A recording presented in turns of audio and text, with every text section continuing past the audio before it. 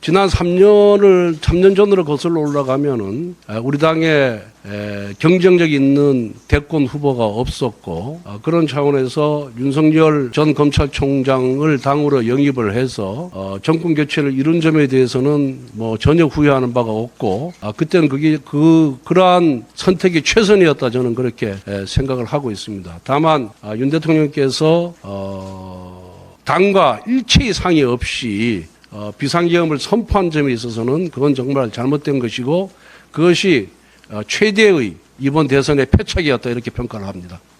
대선에서는 이제 탄핵 반대 집회에 나가시면서 군사적 비판을 받으시고 반대로 대선 때는 윤 대통령과 손을 확실히 붙지 못한다라는 비판을 이제 양쪽에서 어떻게 보면 비판을 받으셨는데 돌이켜봤을 때는 좀 이제 적절하게 판단하셨다고 보시는지 아니면 후회가 나는지. 우선 우리 당 국회의원 다수가 조기 탄핵하는 것에 대해서 반대를 했고 윤 대통령의 질서 있는 퇴진을 통해서 시간을 벌어야만 만에 하나 있을지도 모르는 조기 대선에 대비할 수 있다는 생각을 갖고 있었습니다. 그리고 한 20명 남짓한 의원들은 정반대의 생각을 갖고 있었습니다. 그런데 원내대표로서는 그 어느 한쪽에 설 수가 없었다. 그리고 당이라는 건, 당 지도부라는 것은 구성원의 다수의 의견을 따라가는 것이 저는 원칙이라고 생각을 합니다. 그렇기 때문에 탄핵 반대를 당론으로 정하는데 저도 찬성을 했고 그 탄핵 반대 당론을 그대로 유지했다는 그런 말씀을 드리고 같은 당을 하게 되면은 서로 좀 의견이 다르더라도 다수의 의견을 따라주는 것이 저는 그게 맞는 태도다 이렇게 생각을 하고 있습니다. 그래서 제가 오늘 그 원내대표 퇴임 기자회견을 하잖아요. 고별 기자회견을 하는데 이 기자회견 이후부터는 사실상 원내대표로서 역할을 안 한다는 그런 의사표시죠.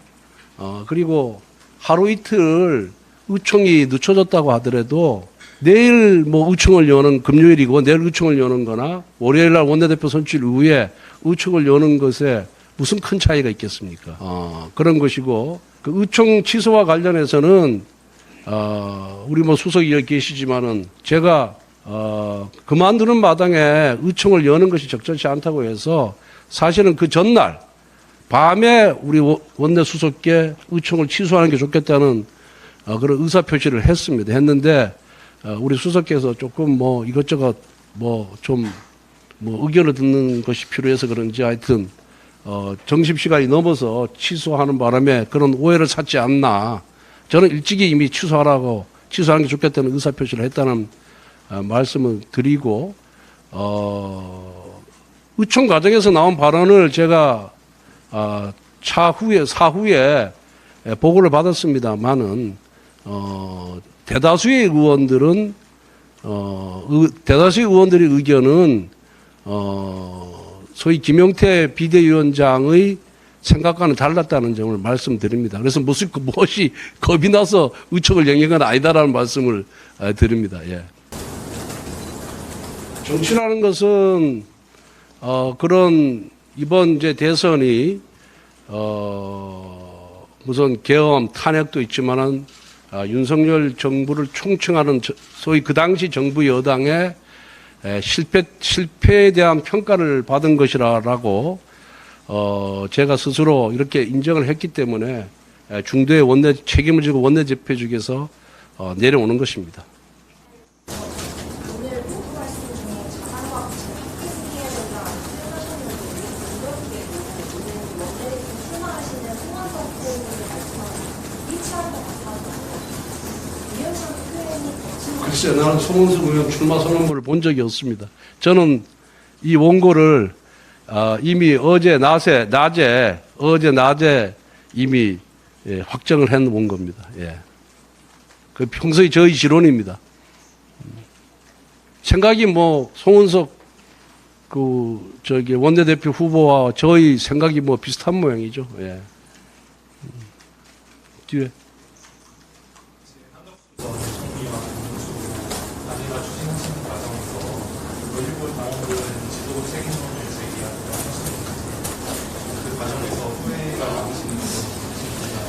글쎄, 지금 이제 결과적으로 그 단일화 과정에서 김문수 후보가 최종 확정되고 한덕수 후보가 당원들의 그런 동의를 받지 못하기 때문에 마치 거기에 무슨 문제가 있는 것처럼 비판을 하는 것으로 이렇게 알고 있습니다. 그런데 여러분들, 우리 기자분들이 제일 잘 아실 거예요. 그 당시에 대선의 최대 과제라 할까, 최대 쟁점은 단일화였습니다. 여러분들 잘 기억하실 겁니다. 단일화였고, 단일화를 해야 된다는 각종 언론의 여론조사에서 단일화 해야 된다는 의견이 굉장히 높았습니다. 그리고 김문수 후보께서도 수십 차례 단일화를 하겠다라고 국민들과 약속을 했습니다. 당원들과. 그러면은 당원들과 국민들의 여론이 이렇게 높은 상황에서 지도부가 그 문제를 애써 외면하거나 무시한다 그런다면은 그럼 지도부가 과연 국민들의 의견을 제대로 반영하고 있는 것이냐, 이런 또 비판을 할 거 아니에요.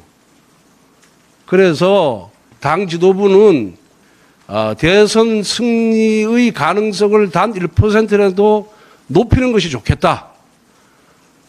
그런 차원, 그리고 당원과 국민들이 단일화를 열망하고 있다는 차원, 그리고 세 번째는 김문수 후보께서 단일화를 하겠다는 수십 번에 걸친 약속, 이 모든 것을 고려할 수밖에 없었습니다.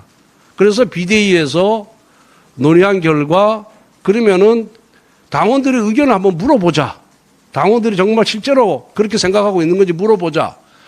라고 해서 의견이 모아져서 당시 비대위원 7명 전원 일치로 그 후보 단일화 작업에 돌입을 한 겁니다. 그래서 첫 번째로 당원들을 상대로 전 당원 전수조사를 했습니다. 전수조사를 했더니 단일화에 찬성하는 당원들이 약 83%가 나왔고, 그 83%의 인원을 83% 찬성하는 분들을 상대로 언제 단일화를 하면 좋겠냐 하니까 5월 10일 후보 등록 이전에 단일화를 해야 된다. 라는 의견이 87%였습니다. 그러면은 여러분들 한번 생각해 보십시오. 당원의 83%가 단일화를 해야 된다라고 명령을 내렸는데 그 여론조사를 하고 그거를 무시하고 가만히 있으면은 당 지도부가 직무유기한다, 책임을 방기한다는 비난을 받지 않겠습니까? 이미 그 조사를 한 직후에는 이거는 외길입니다. 외길. 외통수로 갈 수밖에 없는 거죠. 그래서 당원 당규가 규정하는 절차를 그대로 밟고 또 당의 법률위원장 검토를 받아서 아무 문제가 없다라는 그런 의견을 듣고 그 당원 당규에 정해진 절차대로 나간 것입니다. 나가서 83%를 하고 그 다음에 뭐 비대위 또 선관위 열어가지고 김문수 후보와 한덕수 후보 간에 우리 당원 당규의 대통령 후보 선출 규정에 따라서 당원 투표 50%, 국민 여론조사 50% 또 했죠. 했더니 후보 교체 필요성에 대한 의미 있는 결과가 나와서 진행을 한 것이고, 그 과정에서 김문수 후보 측에서 전당대회 금지 및 후보 지위, 김문수 후보가 우리 당의 대통령 후보를 후보 지위에 있다는 것을 확인해 달라는 소송을 제기했고, 소송과 동시에 가처분 신청을 제기했는데 남부지방법원에서 당원 당규 절차대로 했고 아무런 문제가 없다. 실체적 절차적 요건을 다 갖추었다 해가지고 김문수 후보 측이 패하지 않았습니까? 그죠? 기각이 됐죠. 그런데 마지막 우리 당의 당원 당규에 따라서 우리 후보를 확정하는 절차에 있어서 당원들이 후보 교체에 대해서 반대를 하는 바람에 김문수 후보로 확정이 된 겁니다. 아주 민주주의적인 절차에 따라서 다 절차를 밟았고, 그리고 남부지방법원에서 문제가 있었으면 이미 당에다가 김문수 후보 당의 손을 들어줄 리가 없지 않습니까? 그래서 그런 절차라든가 그 당시의 필요성, 그리고 그 당시의 국민과 당원의 여론, 이 모든 것을 감안해서 진행되었다는 점을 분명하게 말씀드리고 그 과정에 어떠한 법적인 하자도 또 정무적인 판단의 하자도 없었다. 다만 왜 새벽에 했냐 이렇게 얘기하는데 그거는 그 이전에 또 의원총회에서 64명의 의원 중에서 60명이 후보 교체에 찬성을 한 거예요. 64명 중에서 60명이 의원총회에서. 그러면은 당원들도 단일화하라고 83%가 찬성을 했고 의원들도 64명이 참석해서 64명 중에 60명이 찬성을 했는데 어떻게 당 지도부가 그 의원총회의 결의사항, 의결사항이라든가 당원 투표 결과를 우리가 어떻게 무시할 수 있겠습니까? 무시하면 오히려 더 큰 문제가 발생하는 거죠. 예. 그래서 그러한 당원들, 의원들, 국민 여론 이 모든 것을 반영해서 진행된 절차고 그 절차에 대해서는 남부지방법원 판결로 아무런 하자가 없다는 것이 입증됐다는 말씀을 드립니다. 다만 새벽에 한 거는 5월 10일까지 등록을 해야 되는데 의원총회에서 의결하면서 그래도 마지막까지 양 후보 간에 합의를 할 수 있도록 당 지도부가 노력을 해라 라고 해가지고 또 그 시간을 몇 시간 주는 바람에 5월 10일 등록하기 위해서는 하루의 여론조사 기간이 필요하거든요. 그걸 역산하니까 새벽에 비대위회의를 열 수밖에 없었다. 이렇게 말씀을 드립니다. 그런데 지도부는